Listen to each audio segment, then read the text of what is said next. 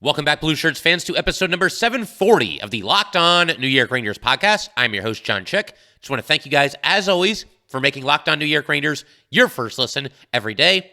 We are free and available on all platforms. And the Rangers coming off of last night's 5-3 win against the Florida Panthers on the road. Good performance by the Rangers overall. I thought Jaroslav Halak had a big night. I know a lot of people were kind of panicked with some of the results that Jaroslav Halak was giving the Rangers earlier this season, but two strong performances for him in a row, so we're going to talk about that. Also going to talk about some of the lineup decisions, as well as Alexis Lafreniere being reinserted into the lineup and playing on the third line, so we will get to that as well. One thing that kind of bothered me a little bit in this game, I didn't like the start that the Rangers had to either the second or third period, and it's unfortunate because, they started this game great. I thought the Rangers absolutely dominated in the first period. Little bit of a sluggish start in both the second and the third period. So we'll talk about that. Also, big night for Kaapo Kakko. He continues to impress and play well. He now has 9 points in his last 11 games. So we will talk about Kakko, a couple of primaries in this game here tonight. And also want to talk about a quintessential Vincent Trocheck play. If you could just look at one play the entire season as kind of the reason why the Rangers wanted to have this guy, look no further than a play that he made while the Rangers were on the power play. But we will talk about that, and I'm sure, a lot of you guys who saw this game probably already know what play I'm talking about, but we'll get to that. I wanted to start with Jaroslav Halak, though. I'm hoping that, he's kind of rounding into form here and settling in as a, solid backup option for the New York Rangers. We've talked about this in the past, but the role of the backup goalie has expanded in today's NHL. Igor Shesterkin, obviously the reigning Vezina winner, but he's not going to play all 82, and you need to have a backup that you can feel good about, that can go in there and win you some games. And, Halak, you got to give him credit here because it had been 2 weeks to the day since he had last appeared in a game. He won that game as well, went to Philadelphia, beat the Flyers. The Rangers won that game 6-3.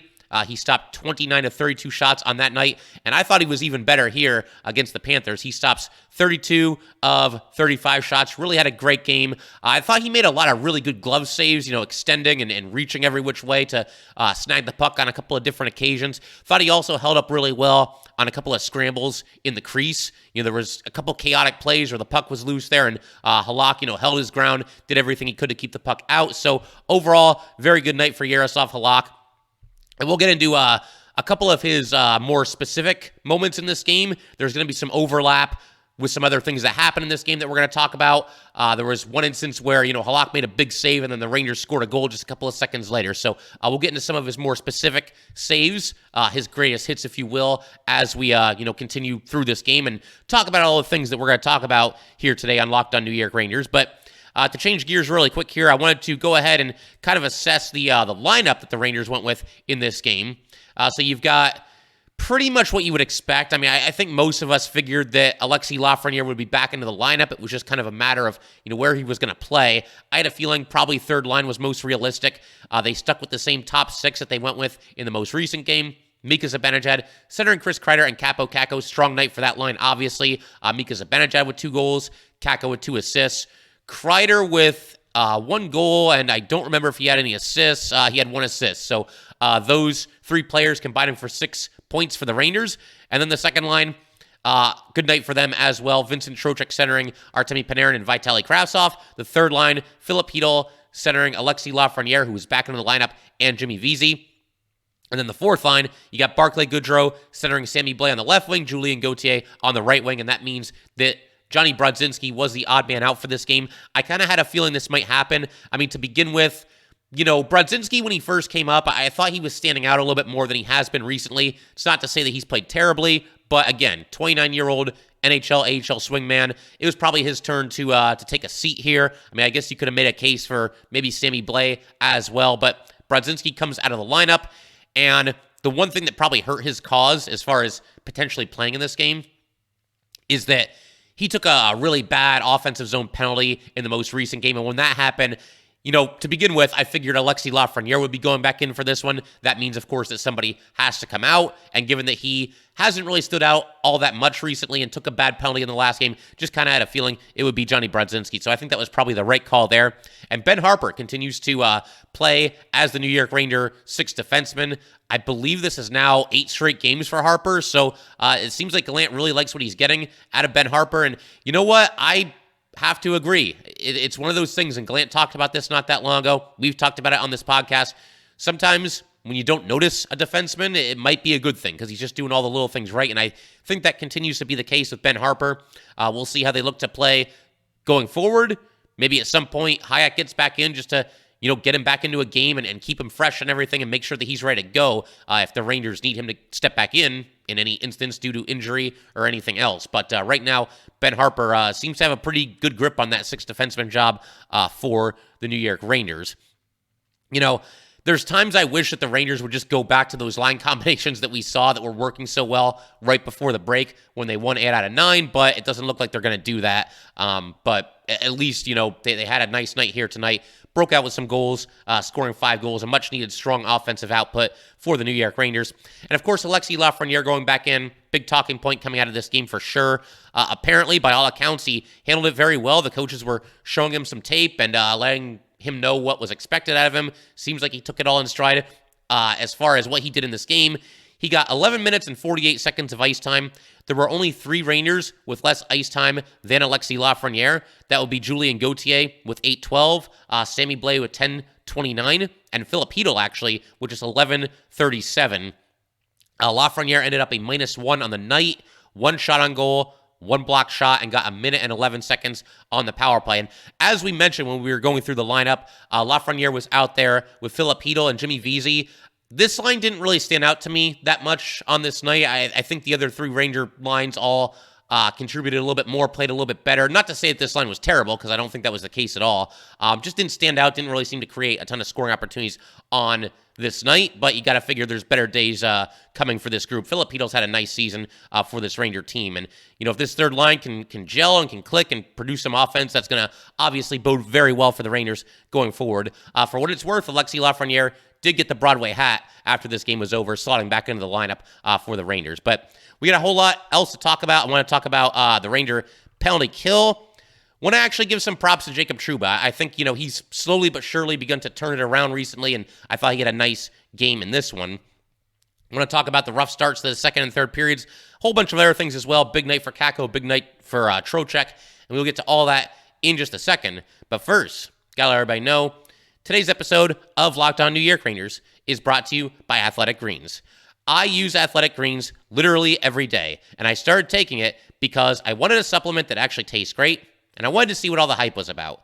Now I've been on it for about 8 months, and I love it. It doesn't taste like it's super healthy, has kind of a mild tropical taste that I actually look forward to each morning. So what is this stuff? With 1 delicious scoop of AG1, you're absorbing 75 high-quality vitamins, minerals, whole food source superfoods, probiotics, and adaptogens to help you start your day right. This special blend of ingredients supports your gut health, your nervous system, your immune system, energy recovering, focus, and aging. It's lifestyle friendly, whether you eat keto, paleo, vegan, dairy-free, or gluten-free. Costs you less than $3 a day, you're investing in your health, and it's cheaper than your cold brew habit. Athletic Greens has over 7,000 5-star reviews. Right now, it is time to reclaim your health and arm your immune system with convenient daily nutrition. It's just 1 scoop and a cup of water every day. That's it. No need for a million different pills and supplements to look out for your health. To make it easy, Athletic Greens is going to give you a free 1-year supply of immune-supporting vitamin D and 5 free travel packs with your first purchase. All you have to do is visit athleticgreens.com/NHL Network. Again, that's athleticgreens.com/NHL Network. Take ownership over your health and pick up the ultimate daily nutritional insurance. All right, we just want to thank you guys, as always, for making Locked On New York Rangers your first listen every day. We are free and available on all platforms. Something that I noticed in this game, and it's something that the Rangers do pretty often, but it really stood out to me in this game. The Panthers got 4 power play opportunities. They went just 1 for 4. And I noticed that it seemed like I don't know if it was all 4 power plays that the Panthers got, but I think it was at least 3 of them. The Rangers were starting with the same 4 penalty killers. That would be Mika, Kreider, Fox, and Lindgren. And these are the 4 guys that I want out there on the penalty kill, more so than anybody else. With the defensemen, with Fox and Lindgren, I just trust them more than any other Ranger defenseman. I think overall, when you look at certainly consistency, those have been the best 2 Ranger blue liners on the team all season. And give me Fox and Lindgren on the PK. And I realize you don't want Adam Fox playing, 32 minutes a night. I get that. But, obviously the Rangers need to come up with some penalty kills in this game. Took a couple too many penalties. And those guys are the ones that I trust more so than anybody else. And as for Mika and Kreider, they're both strong penalty killers. They're aggressive. They pressure the puck, but they don't do it to the detriment of the team. And both of them are capable of giving you a shorthanded scoring opportunity. It's something that I think if you're on the power play against the Rangers and you've got Mika and Kreider out there, it's something that you probably have to be aware of. And they've come really close over these last handful of games here, Mika and Kreider, to getting a shorthanded goal. They're due for one, and they're going to get one pretty soon, I would have to imagine. So we'll see. But I do like those 4 kicking off most penalty kills. And while we're talking about the PK, Rangers currently ranked number 13th in the league. It wasn't that long ago, and this might actually still be the case, where there was a stat that the Rangers have the best road penalty kill in the NHL, which is obviously very impressive. And it's kind of strange, though, because why would they be so good on the road on the PK, where they're first, but only 13th overall? That would tell you that they're not very good at all at home. And I don't think, home and away, it's not one of those things that should be affected that much, or that should affect your penalty kill that much. But obviously, there's some pretty bizarre splits there as far as the Rangers' home and away PK is concerned. I also, as I mentioned just a second ago, want to give a little bit of props to the Ranger captain, Jacob Trouba. Thought he had a strong game in this one. Ranger fans, and I include myself in this, have been tough on Trouba at times this season, and there's times where I think his play has warranted it. But I think he's done a nice job as the Ranger captain. We talked about how him firing his helmet into the boards seemed to really light a fire under this team, seemed to get them going. They went on that big winning streak right after that happened. And, I think he's done a nice job being accountable and being a leader for this team. There's times where, he's had a couple of miscues on the ice, but like I said, I think slowly but surely he's rounding into form and becoming the Jacob Trouba that we need him to be. There was one play that really stood out in this game. K'Andre Miller in the first period had a tough time handling the puck in his own zone. Florida took it away. They were going to get like a breakaway pretty much out of nowhere, and Trouba saw this happen and immediately broke it up, knocked the puck away from the player, knocked it like into the corner, and prevented a good scoring opportunity. Just one example, but overall I think Jacob Trouba had a really nice night for the Rangers. One thing that, as far as, the opposite of a silver lining, if there's one thing I can nitpick about this game, it would be that the Rangers didn't really get off to a good start in the second period or the third period. Now, on one hand, you got to give some credit to the Panthers for starting both periods strong. I get the feeling that they probably had a pretty tough talking to during the intermission, the first intermission, because they played a really lackluster first period. But regardless, it was still kind of a rough start to the second and third periods for the Rangers. The second period, Panthers had a really good first shift. There was a shot that they took that was kind of shanked, but it worked out in their favor, went right to Aaron Ekblad, and a really good glove stop by Jaroslav Halak here. Panthers then hit the post early in the following shift, so they're all over the Rangers. Rangers can't get the puck out of their zone. Rangers really back on their heels to start the second period here. Just didn't seem like they were as ready to go here as they were at the start of the game. And then the Panthers had a 2-on-1 on the doorstep. The Rangers failed to clear the zone, and a great play by K'Andre Miller. It was one of those plays, it felt like it just went on forever because, the Panthers had the puck, ran the doorstep there, and Miller was the only player that was still deep in the Rangers zone. But, the player, he delayed with the puck, tried to make a pass across the crease. K'Andre Miller, good stick, knocked it away. So a great play by Miller there, obviously making a big play while the Rangers were back in their heels. But the play was in the Rangers zone for literally the first 2 minutes of the second period. So that was not an ideal start there. Then in the third period, again, the Rangers, they had given up a goal at the end of the second period that saw their lead shrink from 3-1 to 3-2, and not a great start here either. The Panthers all over them early in the third period. Jaroslav Halak with a nice save after the Panthers had driven to the net. He then made another save off of his mask, and then Verahe basically gave the Rangers a late Christmas gift here and took an offensive zone penalty for basically no reason. So that helped the Rangers, and the Rangers actually ended up scoring on that power play. So obviously they got an early third period goal, but that first, minute and a half there, not ideal for the Rangers as far as the start was concerned. But like I said, if I'm nitpicking this game, that's really one of the only negatives that I can point to, the rough start in the second or third period, and obviously the Rangers survived it. Jaroslav Halak had a lot to do with that. And again, he kind of gift wrapping the Rangers a penalty there and giving them a power play, and the Rangers taking advantage of it. There was also a play by Vincent Trocheck in the third period in this game, and this is actually what happened on the power play that I was just describing. So this, to me, sums up better than any other single play this season could possibly sum up why the Rangers wanted Vincent Trocheck so bad and why they really went after him hard in free agency. The Rangers, given their cap situation, they could only make one, big-time impact signing. Trocheck ended up being that guy, and he seems to be paying dividends for this team. But basically what happens, Rangers are on the power play. Panthers get a shorthanded breakaway. Lundell's going in. He's behind the Ranger defense, and Trocheck really hustled, really just kind of flew back up the ice there, was able to knock the puck away from him, break up the scoring opportunity, break up what would have been a breakaway chance for Lundell. Rangers, they immediately, they actually didn't get the puck. So the Panthers got the puck, and they tried to make a pass in the offensive zone, and it misfired, and it went free into the neutral zone. Kreider picks it up, gains the blue line, and Kreider really kind of delayed with the puck there. He was kind of along the boards.